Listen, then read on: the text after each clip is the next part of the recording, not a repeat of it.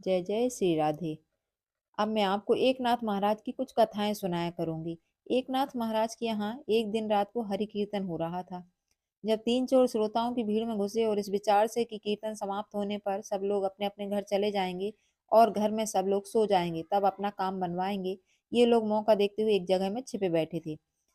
कीर्तन समाप्त हुआ और सब लोग अपने अपने घर चले गए। 2 बजे के लगभग चोरों ने अपना काम आरंभ किया। कपड़ा लत्ता और कुछ अच्छे बर्तन जो हाथ लगे, इन्होंने पिछले दरवाजे के पास ला रखे। दरवाजा खोलकर बाहर निकलने को तैयार हुए। इस पर लोभ से कि जो कुछ मिले ले लें, दबे पांव घर में इधर उधर ढूंढने लगे। ढूंढते ढूंढते देवगृह के पास जा पहुंचे। वहां से देखा, अंदर एक दीपक टिमटिमा रहा था और एकनाथ महाराज आसन पर बैठे समाधि के आनंद में मग्न है। यह दृश्य एक बार उन्होंने देखा और उनकी दृष्टि नष्ट हो गई। फिर उन्हें कुछ दिखाई नहीं दिया, कुछ सूझता ही नहीं था। अगला पिछला कोई दरवाजा ही नहीं मिलता था। आंख में चौनी खेलते खेलते वे उन बर्तनों पर गिरे और नाथ देवगृह में से बाहर निकले। चोरों ने महाराज को देखा था और यह समझ लिया था कि इसी महात्मा के प्रभाव से हम लोगों की आंखें अंधी हो गई हैं। वे महाराज के चरणों पर गिर पड़े और रोने लगे। एकनाथ महाराज ने उनकी आंखों पर हाथ फेरा, तब उन्हें पूर्व दृष्टि प्राप्त हुई। चोर यह चमत्कार देखकर अत्यंत चकित हुए। उनकी बुद्धि भी पलट गई। उन्होंने महाराज को बता दिया कि हम लोग चोर हैं और चोरी करके कपड़े और बर्तन लिए जा रहे थे। चोरों ने कपड़े और बर्तन उन्हें दरवाजे के पास ले जाकर दिखा दिए। एकनाथ महाराज की समता अटल थी। उन्होंने चोरों से कहा, तुम लोग बहुत थक गए होंगे, इसलिए पहले भोजन कर लो और पीछे ये सब सामान ले जाओ।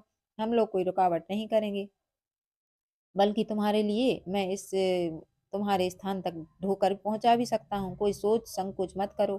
चोरी करना तुम्हारा धंधा है, तुम लोग सब ले जाओ। शांति क्षमा दया हम लोगों का धर्म है, उसका पालन हम लोग करेंगे। यह कहकर नाथ महाराज ने अपनी उंगली में से अंगूठी निकालकर वह भी उनकी ओर फेंक दी। नाथ के इस निष्कपट सौजन्य से वे चोर अत्यंत चकित हुए तथा और भी अधिक नम्र हो गए। दुर्जन भी सज्जनों के व्यवहार से सज्जन बनते हैं। संसार में दुर्जनता अनेक बार हमारी दुर्जनता सही बढ़ा करती है। सौजन्य का व्यवहार देखकर भी यदि दुर्जन न चेते, तो उनकी दुर्जनता का कोई इलाज ही इस मृत्यु लोक में नहीं है, यही कहना पड़ेगा।